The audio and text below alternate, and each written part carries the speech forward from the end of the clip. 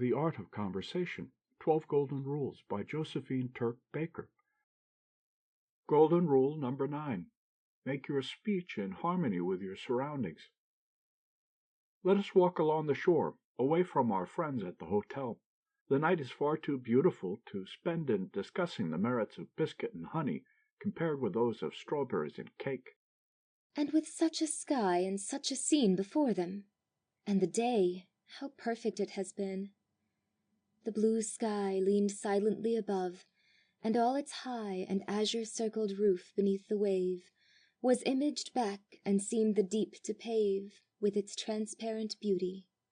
Oh, they're not thinking of the sea nor of the sky, although when I saw one of the ladies gazing intently at the moon, I thought that she, like you and me, had succumbed to the influence of its magic beams. But I very soon became disillusioned, for I heard her suddenly exclaim, "Oh, I wish I had some Welsh rarebit. I'm so very fond of Welsh rarebit."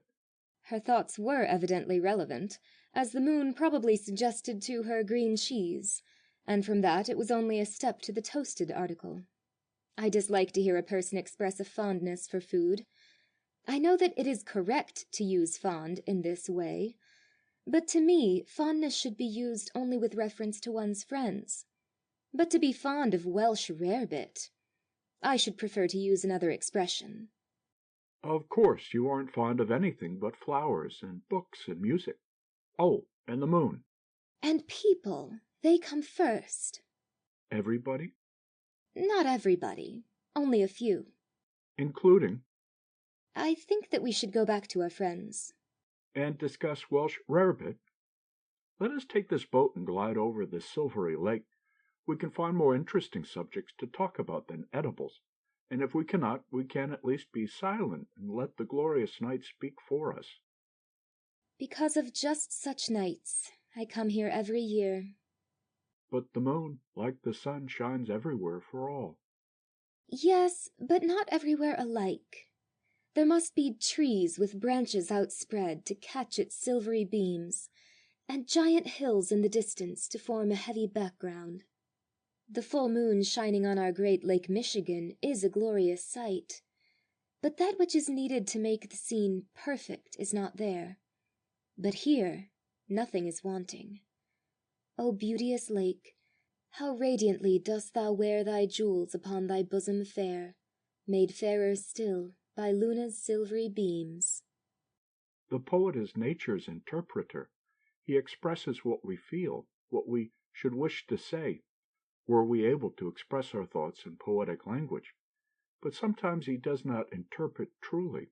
Wasn't it Browning who said, "Never the time and the place and the loved one all together"?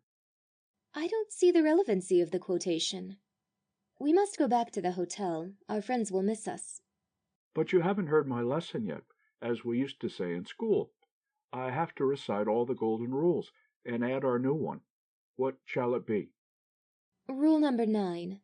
One's speech should be in harmony with one's surroundings. In other words, a person should not talk about cheese when the moon would be a more fitting topic. Or when it might be more fitting to remain silent. Someone has said silence is the virtue of the feeble, but it is probably as often the virtue of the wise. It was Carlyle who said, "Consider the significance of silence.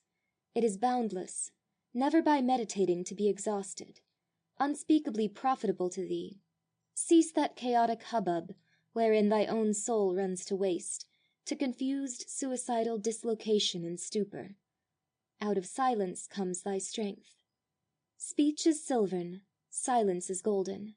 Speech is human, silence is divine." End of section 9.